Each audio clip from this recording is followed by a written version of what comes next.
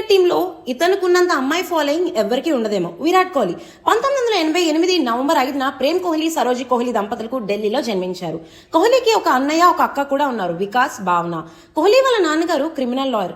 3 ఏళ్ల వయసు నుంచే బ్యాట్ తో ఆడుకునేవారు కోహ్లీ గారు. అతని చదువు వికాస్ భారత్ పబ్లిక్ స్కూల్లో పూర్తి అయింది. కోహ్లీ చిన్నప్పటి నుంచి ఇంటి దగ్గర ఉన్న ఫ్రెండ్స్ తో క్రికెట్ ఆడుకునేవాడు.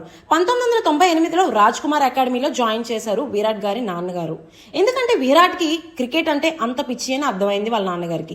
9 ఏళ్ల వయసులోనే జాయిన్ అయ్యారు క్రికెట్ అకాడమీలో. 2002 అండర్-15 టీమ్ కి సెలెక్ట్ అయ్యాడు. విరాట్ ఫస్ట్ టైం టోర్నమెంట్ ఆడడం. ఒక్కొక్క ఇన్నింగ్ కి 34.4 సగటు 172 పరుగులు చేశారు. 2003-2004 ఉమ్రిగా ట్రోఫీని ఆడినప్పుడు అతన్ని టీం కెప్టెన్ చేశారు. ఈ టోర్నమెంట్ లో 390 పరుగులు చేశాడు విరాట్. ఈ ఇన్నింగ్ లో 2 సెంచరీలు చేశారు. 2004 చివరిలో విజయమచ్చన్ ట్రోఫీ కోసం ఢిల్లీ అండర్-17 టీమ్ కి ఆడాడు. ఈ టోర్నమెంట్ లో 4 మ్యాచ్లు ఆడాడు. అందులో 2 మ్యాచెస్ మాత్రం సెంచరీలు కొట్టాడు.